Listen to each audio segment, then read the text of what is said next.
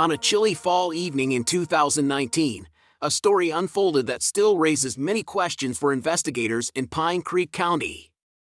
Michael Burns, a 34-year-old office worker, missed the last bus after a long meeting. Standing on the deserted street, he gave the thumbs up, hoping to hitch a ride. Around 10:15 p.m., a black Ford Taurus pulled up next to him, and behind the wheel was a friendly middle-aged man who introduced himself as Jack Sullivan. Dressed in a plaid shirt and worn jeans, he looked like a typical local. He seemed perfectly normal, Michael recalls. We talked about work, the weather. He mentioned he was in construction. The radio was playing Michael Jackson hits. After about 15 minutes of driving, the road turned into a dense forest. Jack stopped the car abruptly and said he had to take a piss. This was about 10:30 p.m., according to Michael's testimony. When 10 minutes passed and Jack did not return, Michael became concerned. He got out of the car, turned on the flashlight on his cell phone, and called out for Jack. The only response was the murmur of a nearby mountain stream. Something told me this was not a normal situation, Michael says. He called the police, who arrived an hour later. Despite a thorough search with service dogs, Jack was not found that night. A week later, Jack Sullivan's body was discovered by fishermen on the shore of Pine Lake, 5 miles downstream. The body was badly mutilated, which initially led investigators to the theory of a bear attack. However, a subsequent forensic examination revealed inconsistencies. The nature of the injuries is not entirely consistent with typical bear attack marks, said forensic pathologist Dr. Robert Hayes. Some wounds were inflicted prior to death, others were inflicted post-mortem. The investigation revealed that Sullivan was heavily in debt to local criminal organizations. Police also found signs of a struggle at the scene of his disappearance, casting doubt on the accident version of the case. To this day, the case remains unsolved. Michael Burns, the only witness to the last minutes of Sullivan's life, has been completely exonerated. Sometimes I wake up at night and wonder what really happened in those woods. He says. The case has become one of the most mysterious in Pine Creek County history, spawning a host of theories ranging from organized crime to a serial killer. The only thing known for sure is that something went wrong that night, and the truth about Jack Sullivan's death may remain forever buried in the dark waters of the mountain river.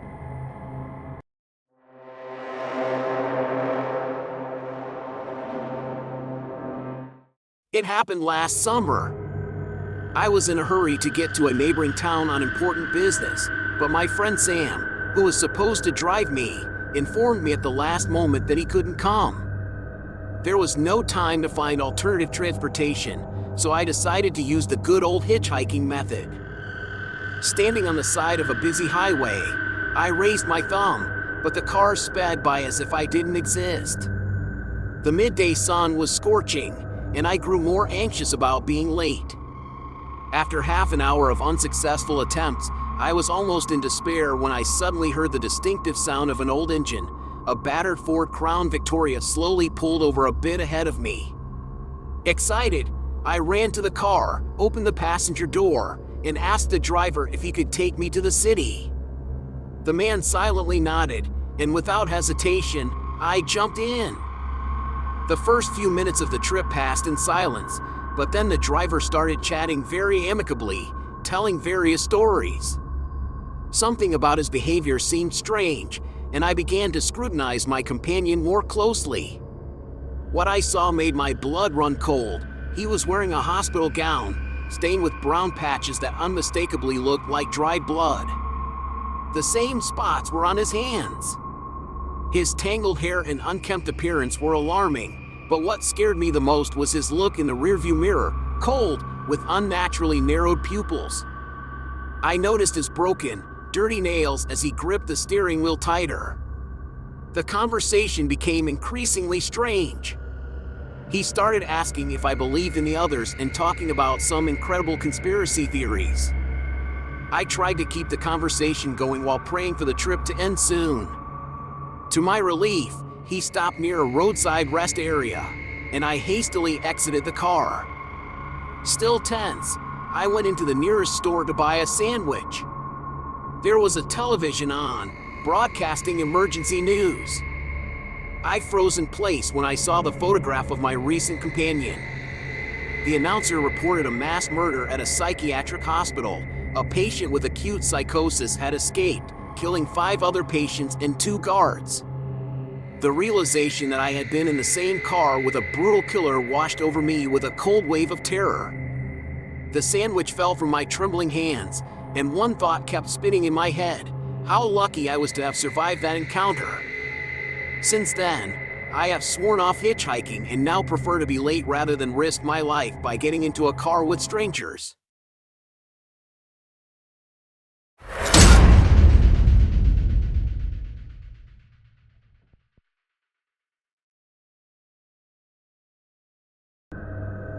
After a fun evening at a friend's birthday party, I decided to walk home.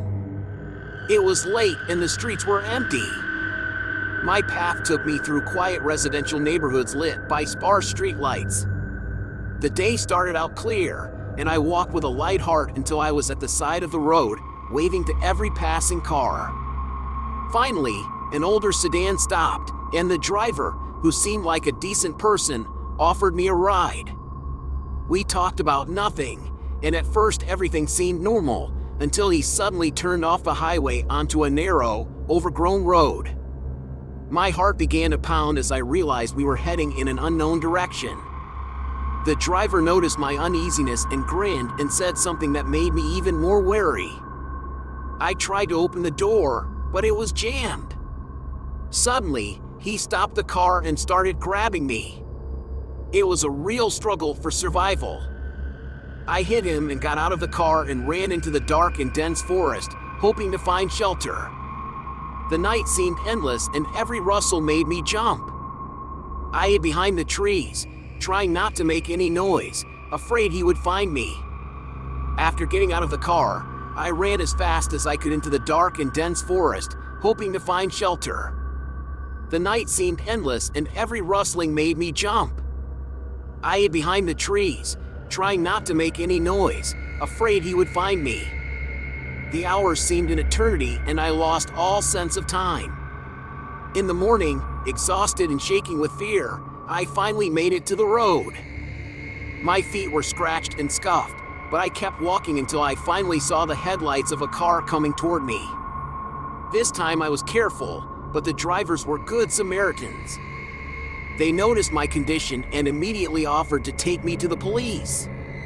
When we arrived at the police station, I told the officers everything that had happened. They listened carefully and sent a patrol car to the scene to try to catch the man. I sat at the station hoping and praying that he would not hurt anyone else. The police investigated, but unfortunately the man got away. As soon as my father heard what had happened, he came straight to the station to take me home. My mother met us at the door, barely holding back tears. This horrible incident changed my life forever. I can't believe I was able to escape, and I still feel guilty about my carelessness. However, I am grateful that my family was safe and that I was able to be with them again. This story has stayed with me for the rest of my life, and I thank fate every day for saving me. Now I know for sure that I should always be careful and never let my guard down, even if the situation seems safe.